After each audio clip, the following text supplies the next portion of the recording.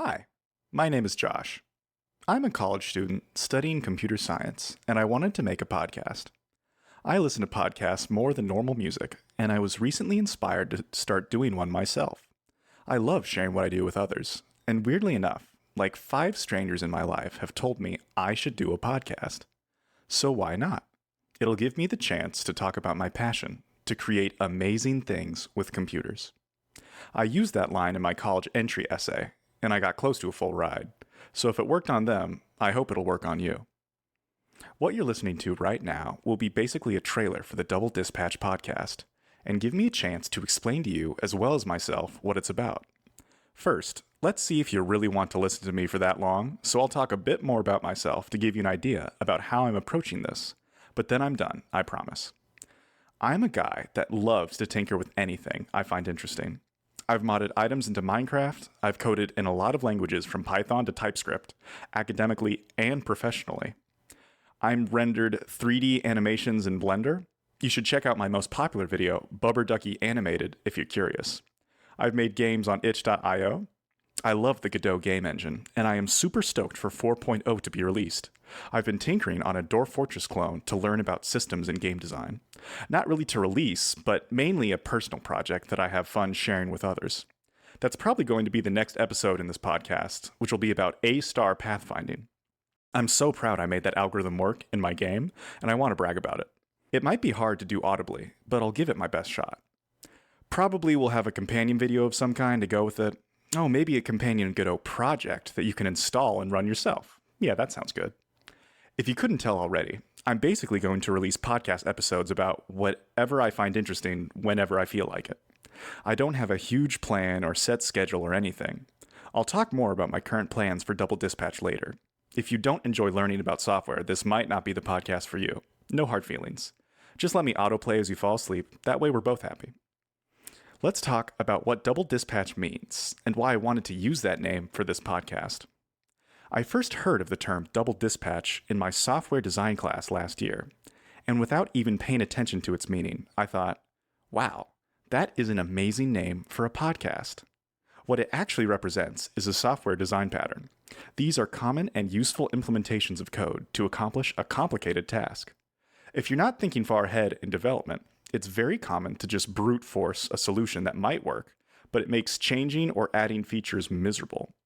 The good news is that for decades, programmers have ran into these issues and told everyone about these patterns to make software design that much easier. I like how Wikipedia puts it, that design patterns may be viewed as a structured approach to computer programming, intermediate between the levels of a programming paradigm and a concrete algorithm. A programming language has a lot of simple, obvious commands, like addition and multiplication. But if I want to say, design a framework for UI that is going to be used in multiple operating systems that all have different requirements and interfaces, I need a more logical, abstract way to design it. Therefore, design patterns. Double dispatch is a design pattern is the concept of dispatching the same function call to different concrete functions depending on the runtime types of 2 objects in that call.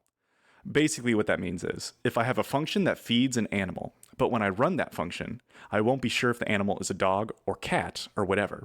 What sets this apart from basic polymorphism in virtual functions is that it's not just the type of the receiver animal, but the arguments the command sends to the receiver can be different as well.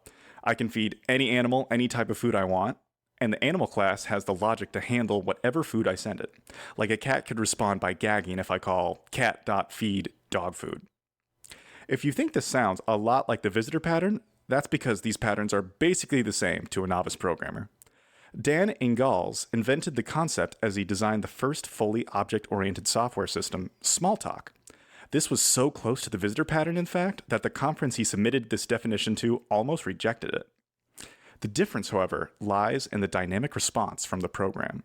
If the program can't statically compile and recognize the type of the object it's about to run this virtual function on, then in ancient programming languages, you would just crash.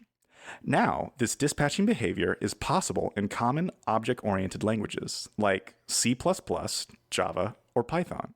This dispatching behavior was later extended into the concept of multiple dispatch, which doesn't just depend on the type of the receiver, but also depends on the type of the arguments or parameters. Imagine your programming language is dividing two numbers because the order matters. You are essentially calling a function divide on the dividend number, with the divisor as an argument. Normally, the correct implementation is based on the dividend's type, the receiver's type in this case.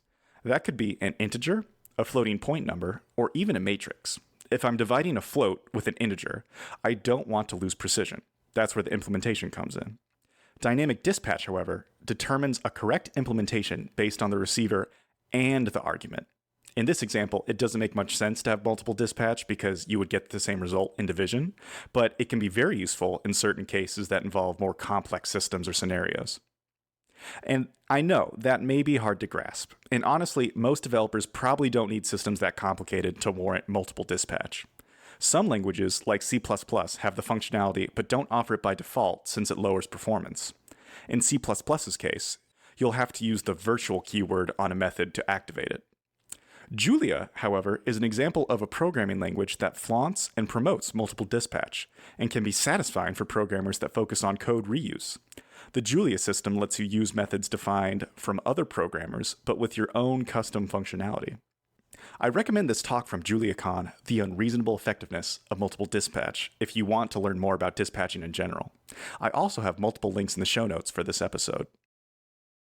That whole segment is probably going to be the average depth I approach topics here on Double Dispatch. So if you're not interested, I completely understand. I'm hosting the show to help other people like me learn about computers. Oh, and this is why I named the show Double Dispatch. That's because the messenger, me, will probably get things wrong and need to be corrected by the receivers, you. Both of us will be messaging and receiving information. So even if double dispatch doesn't really mean that, I feel like it should mean that, you know? I'm sure you want to know what's next for double dispatch, so here are some topics I want to talk about on this podcast that I'm currently thinking of right now. This could change. I'm not promising anything, okay? I definitely want to talk about OpenAI's development of ChatGPT. They have a fascinating history going through different diffuse learning models and the current steps from GPT-3 to like Instruct GPT and where we're at ChatGPT now. It's fascinating, the differences and the way they train these models. So I'm definitely going to do a deep dive into that because I'm also writing at the same time for my cloud computing class a final summary paper on the AI of OpenAI. So that may take a while because it's going to be very, very technical. I also want to talk about deep learning concepts that'll probably relate to text generation through OpenAI's, diffusion models. Maybe something more in the realm of pictures or scanning objects or something like that. Cloud computing, computer agent simulations, stuff like doing simulations on viruses or pathogens and seeing how constructed simulations respond. If you've ever seen that video from, what's the guy's name? I should have wrote it in the show notes, but, was it Yesterworld? No, it was Defunct Land. And he did an amazing episode on the Fast Pass system for Disney parks. Oh my goodness. And it's a super long video, but if you skip to the end, he does an amazing simulation and animation representing all of the data he does on trying to find which Fast Pass system is the best for Disney parks. It's fascinating. So maybe something about that. I like doing game development stuff, especially Godot. There's definitely going to be Godot A-Star pathfinding course. I'm probably going to put up some Dwarf Fortress clone devlogs as I'm working on my project. If I make a cool innovation or just want to talk about something specific in the game that I'm excited to share, I'll probably put it here. Software design in general, I'd love to go deeper into some software design patterns because I need to know these for my job. So if you are interested in learning more about different things like the visitor pattern or the command pattern is my favorite personally. If you want to know more about that, I'd love to hear. Software such as Blender for 3D modeling and animation. Love that program. I really should be doing some more stuff with that. So I'd love it if you force me to do that. Video editing software, image editing software. I'd love to maybe do a try and learn segment where I recommend my audience can learn a software together for the first time, something like Krita or GIMP. I really feel like I should be better at GIMP because it's an amazing open source, free, basically version of Photoshop. But I currently just have Photoshop because my school gives me all the Adobe products for free. So I'm like, might as well. But I really want to learn that. So after I don't have connection to my Adobe account, I can use that. I could talk about podcast architecture. I'm currently hosting this completely by myself. I'm not using any like podcast hosting solutions. I have this running on a GitHub Pages site right now, and it's surprisingly easy to get it to Spotify and Apple iTunes, and those are the big two. A bunch of the other ones like Google Podcasts and I used to listen on what's the word? I used to listen on Overcast, and Overcast will just automatically connect feeds from Spotify or Apple. So I could go into an episode on how you could make your own podcast. That would be fun. Go into web development. I am a web developer by trade. That is my current job, is to do front end and back end web development. Software management. A more tricky sort of business side of planning your software. I took an amazing class talking about the different steps and tools you can use to manage software correctly, and I've used it a lot for my own projects.